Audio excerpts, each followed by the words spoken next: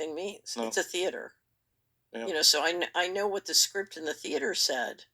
I just don't know. So I go back. It's the Solari construct. There's an official reality, and then there's reality. So I know what NATO said the official reality is, but I have no idea how that translates into reality until I start seeing budgets and money spent. Now, let's go back to Palantir. When the Doge operation started, uh, I was concerned that the goal was just basically to privatize all the data. And what was interesting is the Doge operation, and they, instead of going to the data you would get if you wanted to stop the fraud, they went immediately to the data you would get if you wanted to create a social credit system, right? Oh, like a heat-seeking missile. And so it was pretty clear right off the bat what they were after. And of course, the taking that data in the way that it was probably taken. So I think it was taken, but I can't prove that in a court of law. If you look at how it was taken, it's a massive violation of all sorts of laws. So just now, if you look at Musk's operation, his attitude is, I don't have to obey the law. The laws apply to me. I'm part of the breakaways. I don't have to do any of that. Anyway, so they go in, but right after they start, they make a deal between XAI. He's out in the market raising capital for XAI, which is a wild conflict of interest. But then he does a deal with XAI with Palantir. And Palantir's stock suddenly skyrockets to the moon. And that's when I said, oh, they're stealing the data. And they just gave it to Palantir. And then Trump comes back around. And so now you're taking in these huge amounts of data. I mean, just gigantic amounts of data. And so Palantir stock is going to the moon. And then Trump puts out a huge contract to Palantir to help them do analytics across all the data in the government, which says, okay, so not only have they stolen our data, but now we're paying them to manage the data they stole. And then he and Fannie and Freddie announces he's going to privatize Fannie and Freddie. And it was either he or Freddie and Fannie announced they're going to have Palantir underwrite all the mortgage packages. So now they're adding not only do they have Treasury, they have Social Security, they have IRS, but now they're adding all the housing data. And then meantime, they're over at HHS collecting the healthcare. So that's everything you would want to do a social credit system. And, I'm sure there's more, but I think Karp described it best. He said, we want to be the operating system of the U.S. government. So, and what you're talking about doing is basically part of what you need to control grid is get rid of the civil service and replace them with corporate contractors. And that process has been going on for decades, but this is accelerating it even more. Especially when I hear this story, like they played it so well, like over like during COVID, you have like the left or whatever you call them, Democrats, with Biden, and then the Gates and everyone around them, and then with a group who was, I would say, waking up to that because they were feeling that it's wrong, and because of the S curve probably. And then you have like a different group of people with like Peter Thiel and Musk and Trump, which are, in my opinion, exactly the same as the other guys, only they portray themselves completely different, and they're there to scoop all the people up. So here's what happened. So Musk went in and said, I'm going to cut $2 trillion off the budget. And everyone knew that's not possible unless you cut entitlements. And so it didn't, so we knew from the beginning that this is a show. This is not real. It's not serious. So that was step number one. But the second thing is, so my firm was, when we were operating in Washington, was the leader in sophisticated government reengineering. And if you look at how Musk and Doge came in to operate, they were not doing the things you would do if you wanted to seriously. So if you want to do shock and awe, and they did, the Trump administration said they wanted to do shock and awe. If you want to come in and do shock and awe, that's what you do. But but shock and awe is not going to cut expenses because Congress ultimately will not respect what you've done. So it doesn't work. And so when we knew the 2 trillion was just theater from the beginning, and then even when they cut it down to a trillion, that's theater. But we also knew they weren't serious about government reengineering because you weren't doing what you would do if you really wanted to reengineer government. What they were doing was they were doing shock and awe. Now, if what you want to do is just come in and steal the data, then that makes sense. You do a shock and awe, everybody's distracted, they think you're really doing the 2 trillion, and you get the data, and then you suddenly leave. And, they made it sound like he left because he and Trump started to fight. No, I think he left because he got what he came for. The It's what, data. yeah, it's what it looked like. Now, here's what's interesting. There's a short 17-minute video of of Musk's new installation in Memphis. So he built a huge data center and broke a lot of laws to get it done. Just overrid everything. Tennessee let him do it. It's pretty shocking. And the question was, why so fast? Why so big? What's this all about? And I think it was literally so they would have the capacity to steal the data. So I think this was planned well in advance. And that data goes to Palantir. It goes to XAI and Palantir, is what I'm assuming. And part of it is the steal. Now, Palantir has access to much more data than that cross government from these contracts, is what I'm assuming. And they had many contracts, they had IRS and many agencies beforehand. So I think, CARP is serious. He wants to be the operating system of the government. Um, but it's back to this control model that can control one person at a time. Mm. And of course the question is, how do you get people to continue to pay taxes if what you're doing is basically outside the law? And a lot of what the federal government is, I mean, if you look at the federal government finances, they're way outside the law. Can we do a short toilet break? Yeah. Possible that like one company, in this case from the Netherlands, I mean tiny country, um, can get hold of such a technique which powers the whole agenda and everything that's going on. Because one company starts and they get a lead and they get so far in the lead that it's hard for others to catch up. Although China, if you look at what's happened, one of the most significant things I think that's happening globally is at the end of, after 9/11, the Australian government created a think tank to track important technologies to national security.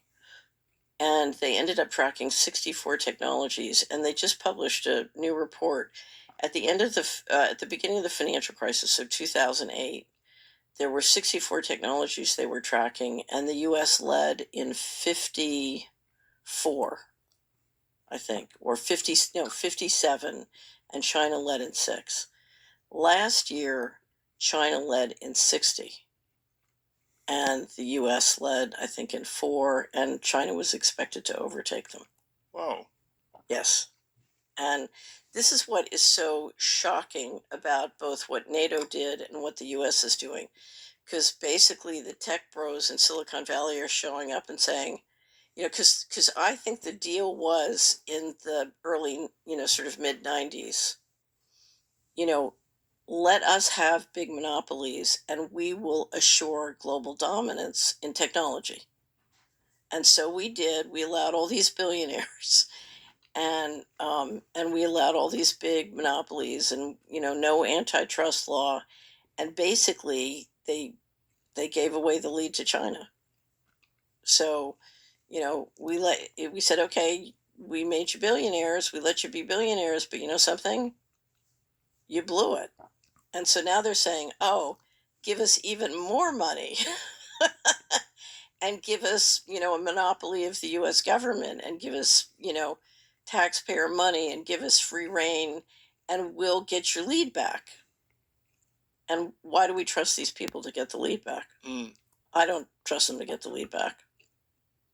But don't you think that if the technique is so important, let's say for example with ASML, that the technique came from something, somewhere, someone? So in the United States, I don't know if you've ever read The Day After, I think it's The Day After Roswell. It's a story of how a lot of the technology in Silicon Valley and a lot of companies was laundered out of the black budget. So basically, they took technology that was developed through the black budget and said, we have to get this into private hands. So we will move it out to all these different companies. And essentially, the thing that gave them their edge or their leadership was this extraordinarily powerful technology that got moved out of the government essentially for free. So I've been told several times by people I believe that they've tried to bring down the secrecy in the black budget, and they try and figure out how to do it, and they can. And one of the reasons they can is the legal liabilities of this kind of gifting of high tech out of the government. You can't get around the liabilities because these guys turned into billionaires because they got this gift. And why is that? Yeah, for example, that could be happening or in the past with Facebook as well, or maybe the internet even. Oh yeah. I mean, it was really funny because when I had the company in Washington, um, I had my chief financial officer, who was fabulous, wanted to buy a personnel software system, and I kept saying I don't want to spend money on it. So, and I don't want that company on our system for security reasons. And I said, look, we have an intranet. Let's just have every person in the company create a web page for themselves. We'll stitch them together, and that's our personnel system. And that way they update it, and we don't have to buy software and we don't have to update it. So when Facebook first launched, I said, oh, I know exactly what they're doing. We had a data servicing company that was doing, we had started a data servicing company so that we could we were taking people who were coming off welfare and training them how to do data servicing, and shipping basically teleporting the jobs into poor neighborhoods, because a lot of those people were very good, but they had daycare responsibilities or caregiving responsibilities for grandparents. So they needed, they couldn't commute to work. So we said, let's create data servicing companies in residential areas, and we'll teleport the work into them. And it was surprisingly successful early on. And but we did an analysis of what the data servicing needs were. And at that time, when they passed the Welfare Reform Act, they were projecting $6 billion of data servicing needs a year. And it was just exploding amounts of money. So when I saw Facebook, I said, oh, this is perfect. They just get everybody to update their own file. Instead of the intelligence agencies tracking and having data servicing files, you just get everybody to make their own file. That's exactly what, we had planned to do. So, and a lot of times, you'll see the plan for a company like a Google or Facebook. It's very promoted out of the intelligence agencies. We have a great interview on Solari with, there was a journalist um, in the UK who really studied the history of the relationship between some of these companies and the intelligence agencies. And, it's always funny because they always, David Hughes has this expression called sudden darlings. A sudden darling, oh, here's this genius from Harvard who miraculously built this company that goes like this. And it has nothing to do with the fact that he gave a backdoor to the NSA. Nothing to do with that. It's because he's a genius from Harvard. It's funny, but you get all these entrepreneurial stories that make no sense, but you Well, know. and it's also for me, it's like when you realize that we always think that we're like the clever people who like invent like Facebook or the internet or whatever, and we fail to see that we didn't invent.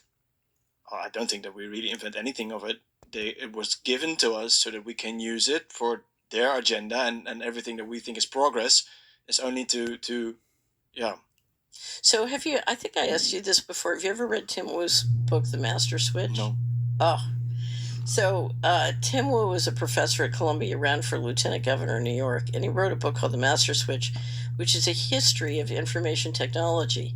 And he shows how a new technology comes out, and there's this wonderful blossoming period of innovation, and everybody says, oh, this is fabulous. We can do so many things. We can be free. We can build wealth. It's whatever. And so there's this period of innovation, and then suddenly, wham, it's all centralized, and you get more central control. And then then a new one, and it's the same thing. Like, and then wham, And he goes through the telegram. He goes through the telegraph. He goes through the phone. He goes through radio. He goes through TV. He goes through the internet. And what you realize is, somebody's always back there ready to go. And it was funny on Wall Street. There was a firm on Wall Street where the guys who did the management of the young people would tell me, he said, what we do is we take 20 young people, we give them all the same assignment. Then they start competing with each other when they find out that they're all doing the same assignment. And then it gets really brutal and they knock each other off and compete and whatever. And then we pick the best one. And by doing that process, we get a better result than if we just assigned it to one person. Right. So, right. So they find this period of innovation, where you go from 4,000 car companies to two or three. So they think you get a better result and you go faster. I can imagine that. Yeah. Yeah, I mean, the Mr. Global believes in prototyping. So crypto, if you want a digital control system, you need an all digital transaction system. And the way to figure out how to build that is to get all these wonderful freedom fighting entrepreneurs to prototype crypto, right? It's like, here we go again. That's a message. We talked about it in the last conversation as well, and I think it's really good to talk about the topic again today because obviously we're full power now. Oh, but America is planning on rolling out stablecoins, and we're talking about a tsunami that, if they succeed, now the BIS just came out with a big criticism of America's stablecoin. So now we have I call it the Midianite thing. The gods are warring if the BIS and the Trump administration are fighting about stablecoins. It's very interesting. Anyway, but the Americans are planning. Do you know what they're up to on stablecoins? Tell me. So you know how a stablecoin works, right? Okay, so the Americans just passed the Genius Act in the Senate, and they have to pass the Stable Act, which is the corollary in the House, and then they'll do a reconciliation. But I think they want that done by the fourth quarter. Basically, if you look at the current construct, and it could evolve, so take it with a grain of salt. Instead of the New York Fed doing a CBDC, the banks that own the New York Fed will create subsidiaries, and either together or individually will do stablecoins. So it's kind of like meet the new boss, same as the old boss, but it looks different, right? Mm. And here's what's interesting: by doing it through subsidiaries of their companies, they are free of a lot of the constraints and congressional oversight of a CBDC. So if you want to be really evil, it's a better construct than CBDC. Anyway, but what their plan is, the stable coins will be able to market through the mobile payment systems globally. And one of the ways they want to encourage people to use stablecoins is by freely offering credit. So if you are a small farmer anywhere in the world, they want to offer you credit to borrow money in stablecoins and use stablecoins. And this is a way of routing around the traditional banking systems. And they're hoping is it builds a big new market for U.S. Treasuries. And Circle just did an IPO. It's one of the companies working on stablecoins. They just did an IPO at 31 and shot up to 107, in a week. So the market is very excited about stablecoins. Anyway, but if you haven't seen the new movie, and I don't recommend this as an entertainment project, but there's a new movie called G20 where the U.S. president goes to the G20 meeting in South Africa. And I would note that the G20 meeting this year is in South Africa in November. She goes to the G20 meeting and she's attacked by terrorists who are pumping a different crypto. She's trying to market the stablecoin plan to loan money and free farmers worldwide. And it's a very dreadful movie, but you kind of see the US plan for um basically, this is our new round of inflation, just pumping trillions of dollars out globally. And the goal, of course, is any country you can access through the mobile payment systems get off their local currency and get them into the stable coins, which brings them into the dollar. And this will give new life to both the dollar trading market and the treasury market. So, but it's not the plan for the stablecoins to come and like erase the dollar, like instead of the dollar. No, it's to rejuvenate the dollar and the treasury market. So you're trying to significantly remember the Iraqi pallets of cash where they would just ship over. Okay, so this is the digital equivalent of the Iraqi pallets of cash. It's a very clever because you're saying to everybody in the world, if you have a mobile phone, then you can use dollars By using the stablecoins. by using the stablecoins. And the stablecoins, for example, XRP, USDT, like those kind of. Right. Yeah. Now, the question is, how will those stablecoins do vis-a-vis the owners of the New York Fed? So if Citigroup and JP Morgan and Bank of New York are creating stablecoins through their subsidiaries. And the beauty, if I read the Genius Act correctly, the beauty for the banks is now they can pump out trillions of dollars without needing deposit insurance. So, and we'll see if the collateral system really works. Part of the Genius Act is a tight auditing of the collateral, making sure that the dollar that went into the stablecoin is really 100% collateralized with treasuries or bank accounts. Now, the West has never ever created a collateral system that they didn't ultimately game. So I'm not sure how this is going to work. But if it works, you're talking about significantly growing the dollar market share. And you're going to do it in a way which is wildly inflationary, but you can hide the inflation behind stable coins versus the traditional banking system. So, because when the plan is social credit score, yeah, and with Palantir and stuff and everything we discussed, I think we're quite close by. Um, then when you talk about plans, everyone says that the next step, or like one step to get the social credit score in, is a CBDC, right? You can do it with stable coins. All you need, the first thing you need, more important than the CBDC, is the digital ID. So in the US, the Trump administration is pushing the real ID like crazy. And they're really working hard to get everybody on the real ID. The real ID is a digital ID in the States. It's for most people now. It's not used as a digital ID because it is digital, but they're doing it through the driver's license, and the driver's license is a card. Interestingly enough, you get a yellow gold star. It's very interesting if you look at the symbology. It's actually it's a gold circle with a white star in it, but there's variation between the states, but they're doing it through the states. So they're really pushing hard to get the real ID, and the population is pushing back. They're not buying it. So, and there's a lot of lying and nudging going on. So it's a big food fight. But the first thing you need is the digital ID. The second thing you need is you need the social credit system that can be integrated with bank accounts, with credit cards, and with a stable coin if it's done privately, or a CBDC, either way. So now what's interesting is the Fed has been slow walking the CBDC, and you even have one of the presidents of the Federal Reserve saying, why would America ever let this happen? This is terrible. So I don't think I think there are a lot of people at the Fed and in the financial system who are not so excited about going into a slavery system. Really? Yeah, yeah. I don't think they have full on.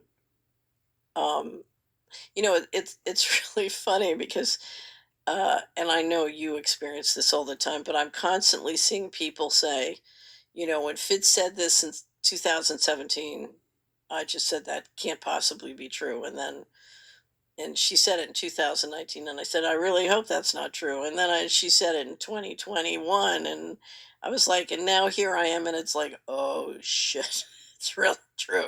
You know what I mean? So as that happens to people, they're not on board for this. And now it's interesting. I wanted to bring up one of the most interesting articles that I have seen so far this year was a editorial in the Tehran Times just last week that said, okay, and it was sort of a message in it to all the countries surround them in the Middle East. If you're buying treasury securities, you're financing this and you are accountable and responsible. And it was basically integrating accountability in a new and very important way. And basically raising the question of, do you want to be in the dollar system? Because the way the dollar system is working, is to fly satellites around, and if you don't do what you said, to zap you. Is that really the system you want to finance? Because you are financing it. And I thought it was interesting because for so many years I've watched people go to work and build the control grid or put their money, their savings, whether it's where they're banking or the stocks they're buying, they're financing the control grid. And my message is this really what you want to is this the world you want to build for your children?